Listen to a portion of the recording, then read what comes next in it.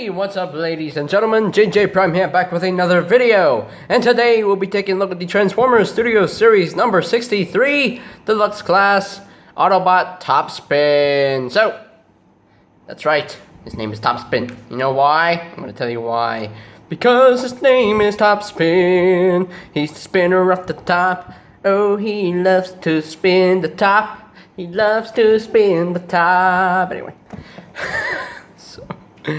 Anyway, so here I am, and there he is. So now let's take a quick look. Now let's take a quick look at the packaging itself. So right off the bat, you have the nice, beautiful CGI image of Topspin himself, and that is his head sculpt. I love his head sculpt. He has an Autobot symbol on his forehead. His name is Autobot Topspin. He's from Transformers Dark of the Moon, number 63. And of course the Transformers logo. Transformers Dark of the Moon on the top of the box. And of course you got the close-in head sculpt of a very close shot of Topspin's head sculpt, which has the Autobot symbol, which is pretty cool. And he is a deluxe class, a classe deluxe, a deluxe classe, a classe de lujo. And another image of Topspin doing all kinds of things. Of course, he's an Autobot, it's accurate. And then the obligatory product shots on the back of the box. You have the vehicle mode, the robot mode, and of course, he's officially licensed by GM. Again, what's with the parents? Parents, what? What's that? What's that? And of course, he includes the Battle of Chicago backdrop, which is pretty cool. It's 15 steps, and with your bio, Topspin and the Wreckers turn the Decepticons into scrap, and that's a dope bio because they do that. They're wreckers, they wreck the Decepticons. That's right, yeah. So, of course, the warning sign to warn you about things and stuff, and that is pretty much it for the packaging. Now that the box is out of my way, we can continue on with the review of the figure itself. So here is the Topspin Autobot Topspin, the number 48 NASCAR. And you know what, this vehicle mode, it looks gorgeous. That's right, it looks totally gorgeous. Oh my goodness, it looks so good. It looks so good. I mean, yeah. Fully weaponized, it's so screen accurate, the paint work, it's amazing. I love it. I love this figure. I love it. And yeah, really cool. And I love the guns. I wish the guns were painted in silver, because you know, they should have been painted in silver, because with this like unpainted gray plastic, and not a big fan of that, but it's okay, it's alright. Now, he does have the same wheels as Roadbuster with the same labeling, the Ultra Wreckers, or Wreckers Ultra, however you want to call it. So, number 48 on the doors. The doors are painted in nice silver, which is really good. It looks so good. Love the silver paint right here. Yeah, really cool. Nicely done. And of course, he's a Chevy Impala. Got a little bit of a yellow right here on the front. But overall, you will see the front of the car. It is beautiful. It's beautifully painted. I love that. I love this figure. So if you come underneath here, you can see literally his legs and the chest and the visible head syndrome. So you got these things sticking out. They're made of a soft rubbery plastic, so you don't have to worry about breaking them. And yeah, really cool. I quite dig this vehicle mode. I think it's way better than the original. So yeah, really cool. So now, for comparison, let's just bring in some Dark of the Moon Studio Series stuff. So here he is with Soundwave. So you can see how they look together. There you go. Here he is with the traitor, Sentinel Prime. You know what, I'm still going to call him an Autobot, I don't care. I know he betrayed the Autobots, but he's still an Autobot. So, I mean, he wants to protect his Cybertron, his home. So, he wants to save his home. So, that's pretty much an Autobot, what an Autobot should do. But but not protecting planet Earth. That's the Decepticons doing. So yeah. There you go. Here he is with Shockwave. You can see how they look together. Let's bring in his wave mates, Cliff Jumper, and of course Soundwave from Revenge of the Fallen. You can see how the three Deluxes look together, and they look quite good together. Like that. I like that. The satellite, no, this doesn't work. So there you go. And here he is with his buddy Roadbuster. So you can see how they look together, and you know what? I love this. I love these two. I love these two. We have two of the Wreckers in Studio Series form. Thankfully, it's all thanks to Hasbro. I mean, I love the Wreckers in Dark of the Moon. I love their designs, and yeah, I love the NASCARs, the weaponized NASCARs. That's pretty cool. I quite dig them. So yeah, 2 down, 1 to go. That's Leadfoot. So we're going to get Leadfoot pretty soon. And the final comparison with Topspin is with the original Deluxe class Topspin. So you can see how they look together. Let's just zoom in a little bit. You can see. Look at that. Look at this. Yeah, obviously the Studio Series version is so much better than this. On the front, I don't even know what's going on here. It's not too weaponized. I mean it is weaponized, but it's not really all that detailed. It's just so plain, and no, I just don't like it. I don't like the look of this car because it doesn't look that screen accurate. Whereas this one looks so much more screen accurate. I mean, look at that. I mean, look at the paintwork on this guy. I mean, really, really cool. I mean, so much better than that. Yeah, whatever.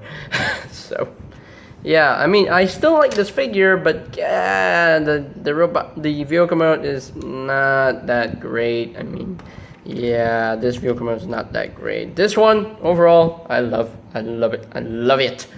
Way better than that. So this is by far my favorite Topspin movie toy. This one, there we go. So, yeah, so there you go. Alright, so now we got the comparisons out of the way. That was a lot of comparisons. So we can continue on with the review itself. So now, accessories. He did come with accessories in the box, so these are removable weapons right here, and also these weapons are removable. They just store underneath the car, as you saw previously. So first we can take a look at the claws right there, which are nicely detailed. Unfortunately, they're not decked out in paint, but it's okay. It is what it is.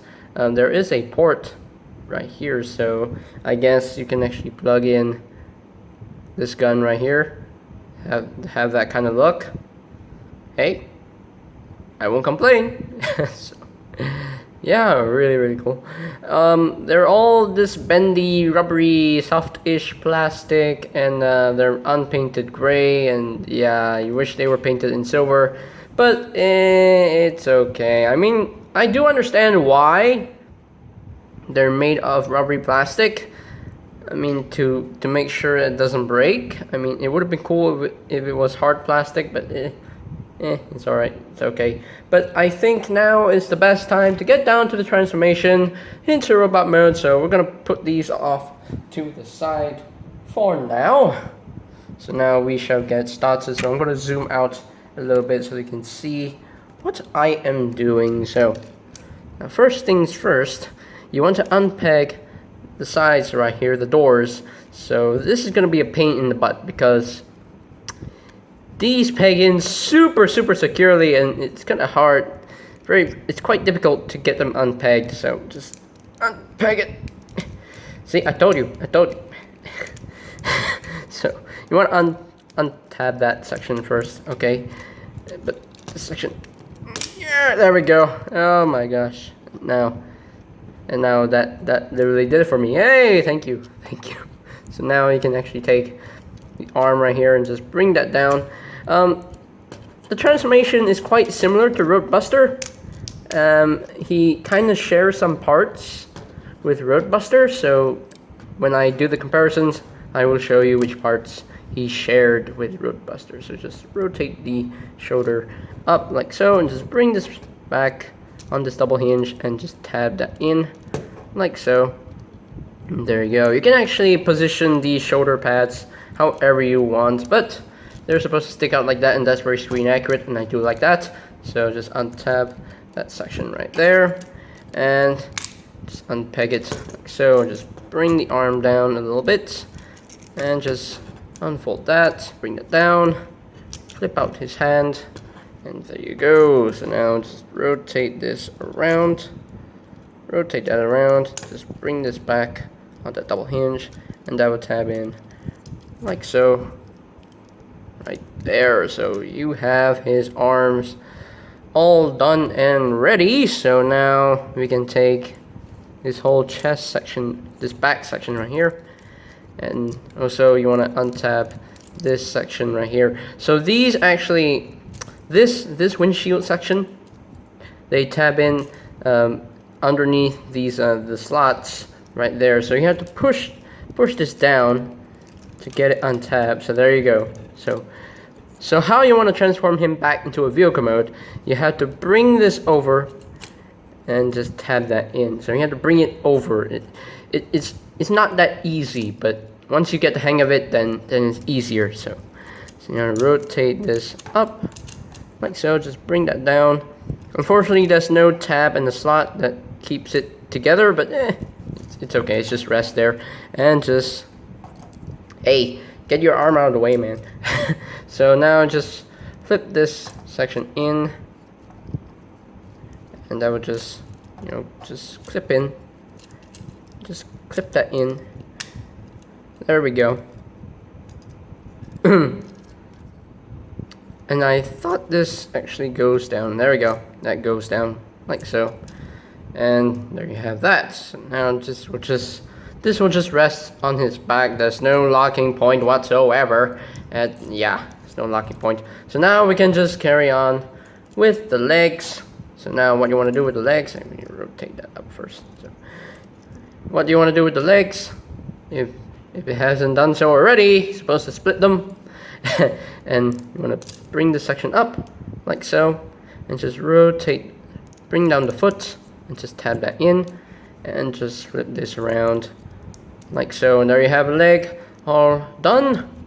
And the same thing on the other side. Just flip that up, bring down the foot, tab that in like so, and just flip the wheel around to the other side. And I think we are done. We are pretty much done. So just look up a little bit. There we go. I mean, yeah, you can push these down like so, a little bit more. But so once you're done, you end up with a nice looking robot mode for Topspin. And you know what? He looks good. He looks really, really good. He looks so much more screen accurate than the original Deluxe. The original Deluxe, I mean, it was skinny and lanky, but this guy, I love this design. I mean, I love it. I love this. I love this figure. I like it. I like it. So yeah, he's still my favorite Topspin figure from the movie line, but hey, it is what it is. Look, some of you might say that this figure is not a good figure. Well, it's you're entitled to you're entitled to your own opinion. You like what you like, so I'm not gonna, jump into the argument so in the comment section. So I'm not gonna do that because that's not me. So I have my opinion. You have your opinion. Okay? So don't even complain. So don't argue. So let's get in close here so we can take a look at that beautiful, beautiful noggin of his. That's a good looking head sculpt, and I love that. Oh my gosh, I mean, it looks so good. It looks so freaking good. I love that. I love the silver paint. I love the metallic eyes, the metallic visor. And that spot is where the Autobot symbol should be. Apparently there's no Autobot symbol on his forehead, unfortunately. but that is where the Autobot symbol should be. So the only problem that I have with this figure is that this section doesn't match up with the rest of the body. If this was done in silver, it would look way better, but this unpainted gray plastic is just killing my eyes. No, I don't like that. I mean, so, and he does have these shoulder bits, you know, sticking out of his shoulders, but that is how he's supposed to look in, you know, in the film, and that's totally screen accurate, you know. It's totally screen accurate. I mean, seriously, that is definitely screen accurate. That's how he should look. But yeah, overall, it's a nicely done figure, very detailed. He does have a bit of a backpack, but it's not too detrimental. It's not too detrimental, but it's okay. It's alright. It is what it is. So now, articulation-wise, the head is on a ball joint, so you can actually rotate a full 360. You can look up a little bit, and the shoulders can rotate a full 360. It can move in and out. You can position these however you want. And he does have a bicep swivel. He does have an elbow joint, which is over 90 degrees of bend. And much like Roadbuster, the wrists, they don't have wrist rotation, but the hands can actually move inward due to transformation. Does he have a waist swivel? No, he doesn't have a waist swivel due to the way he transforms. Boo! But it's okay. I don't even care about a waist swivel. The hips, they're on the ball joint. Can move up that far, can move back pretty much that far. Really cool. And he can pretty much do the full splits. He does have a very stiff thigh swivel. It's so tight, I really don't want to move it. So he does have a knee bend, under 90 degrees of bend. There's no ankle tiltage, but the feet can untab and pivot up like so. But they are supposed to lock into place like that. So I mean, he's not super posable, but he's really he's posable enough. Oh, the one problem that I have with this figure is that the hips are a bit too loose. Yeah, they're a bit too loose, and sometimes you can pop them off really easily. This hip is not that loose, but this hip is super loose for no reason. I don't get it. But if you want to fix that, you can do it with some floor polish if you want to, or there's an alternate method to fix the ball joint. It's just to put a little piece of tissue just inside the ball socket, and that would definitely tighten up the ball joint. So, I mean, I've done it with a few of my figures, so it definitely works. Scorn is an exception because his hips are still loose, so I need to put more tissue in that ball socket. So, but yeah, pretty cool figure. I still like this figure. So now you can actually arm him up with some weapons. So let's bring in these unpainted gray weapons, which I really not a big fan of, but hey, it is what it is. You can take these weapons, you can plug these on the side of his forearms, or you can take them and just plug them right here, or you have the option to plug them into his hands. So just plug it into his hands. So that's what I would do normally. So just plug it into his hands. I mean, that's what the instructions say. So the instructions, you know, instructed me. So they instructed me to put the guns into his hands. So I will put them into the hands. So yeah. And what do you do with the claws? Well, you do plug them into the side of the forearms, like so, like that, like so, and that gives you a really cool looking. That's a cool look. That's a cool look. Now that is totally screen accurate because he's supposed to have the claws on the sides of his forearms. So that's pretty cool. I quite dig it. I don't know if you guys are aware of this. To my eyes, he kind of looks short and stumpy again. Just like Roadbuster, he kind of looks short and stumpy. I don't know, but still, he's still a pretty cool figure in my opinion. So, now for comparison, here he is with Dark of the Moon Studio Series Soundwave. Let's see how they look together. Here he is with his wave mates, Cliff Jumper, and the Revenge of the Fallen, Soundwave. And you know what? I think out of these three figures, this guy is definitely in the third place. This guy, close second, and I think this guy is in the first place. Yeah, I think so. Yeah, first, second, and then third. So, I mean, that's my professional opinion. But hey, you're entitled to your opinion, so you think what you think. So, there you go. And here he is with the Autobot Trader Sentinel Prime, and you can't see his face. There you go, there he is. You can see how Topspin and Sentinel look with each other. There you go. And of course, just because here he is with Shockwave, you can see how they look together. And here he is with his buddy, Roadbuster. So yeah, they look really freaking good together. I love that. I love these two figures. And now, when I said that they were sharing some parts, and I'm not even lying, you can see this elbow piece right there? That's from Roadbuster, like from this section right here. They share that. They even share hands. I mean, look at that. They even share hands. See? Not sure you can see it, so just want to bring this down. See? You see? You see? They share the hands. They have the same hands. What? What's going on? What else? They have this this same piece right here that has in the they actually Roadbuster has it as well, right here. So they share that as well. Obviously, they share the wheels, but overall, I think Hasbro did a good job at remolding the figure. I mean, this looks like a totally new mold, but you can tell that he did share some parts with Roadbuster, like this piece, the hands, and that little armature piece for the shoulder. Yeah, pretty much. Yeah, once you see this. Once you see these two figures, you can tell that they're totally different figures, except for some parts being shared, like the wheels, the elbow bits, the hands, and the shoulder armature piece. But overall, they look really, really good together. So can't wait to get Leadfoot, yeah, and that little steel jaw.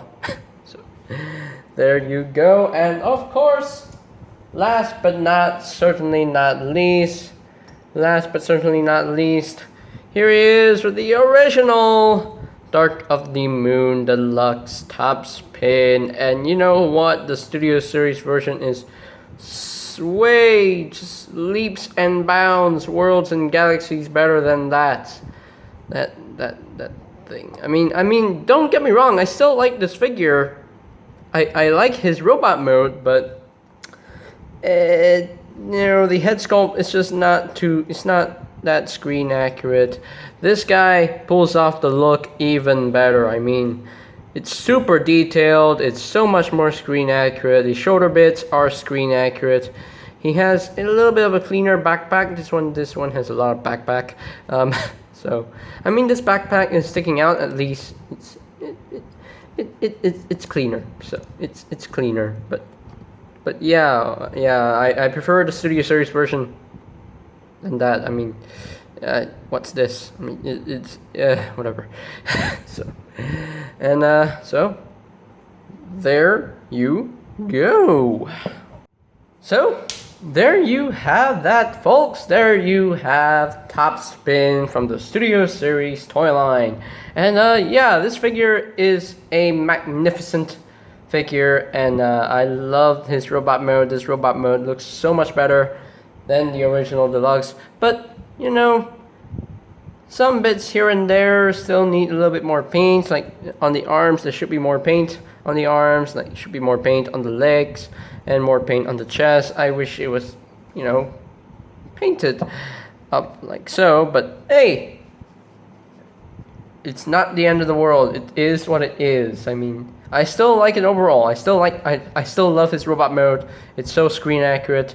The head sculpt is gorgeous, so I really like that. The only two flaws that I see from this figure is that this hip joint is a little bit loose, and the unpainted gray plastic with the the weapons and then these little pieces, I really don't like that. It's like it's sticking out like a sore thumb, and no, it just doesn't look good. But overall, I still love this figure. It's pretty cool that he shares some parts with Roadbuster, like the elbow bits, the hands, and the shoulder armature bits. I mean, it's cool, including the wheels. I mean, it's cool. He shares some parts, but mostly, for the most part, this guy is pretty much a new mold to mess with. Between Roadbuster and Topspin, I would have to say Roadbuster is definitely still my favorite wrecker. This guy is definitely, close second. But once Leadfoot comes out, I think that's going to change my opinion. Change my ranking for the 3 wreckers, because I mean, the 3 wreckers, they still look good. They look awesome in in your robot modes and your vehicle modes. The vehicle modes are gorgeous. Yeah, for this Topspin, the vehicle mode looks gorgeous. It looks so much better than the original. The original was just so plain, and it's just not that detailed. This one, the vehicle mode, is so detailed and so much more screen accurate, and I love it. So yeah, really cool figure in my opinion. So as far as ranking him from a scale of 1 to 10, I think I have to give him a a solid 9 out of 10. So that is the same score with Roadbuster. So yeah, 9 out of 10, not a bad score. Still a very good score in my opinion. So well done, Hasbro, for producing this second wrecker. It's a well done figure. Well done, Hasbro. So yeah, and I think that is pretty much it. So ladies and gentlemen, do not forget to subscribe to my channel so that you won't miss any future reviews of new upcoming figures and old figures. And you better hit that notification bell down below so that you can get notified when a new video is up and ready. And also, if you like this video, go ahead and slam dunk a like on it. And yeah, and I think that's pretty much all there is to say. So they have the Transformers Studios Series number 63 Deluxe Class Topspin, and this is JJ Prime signing off. Peace out!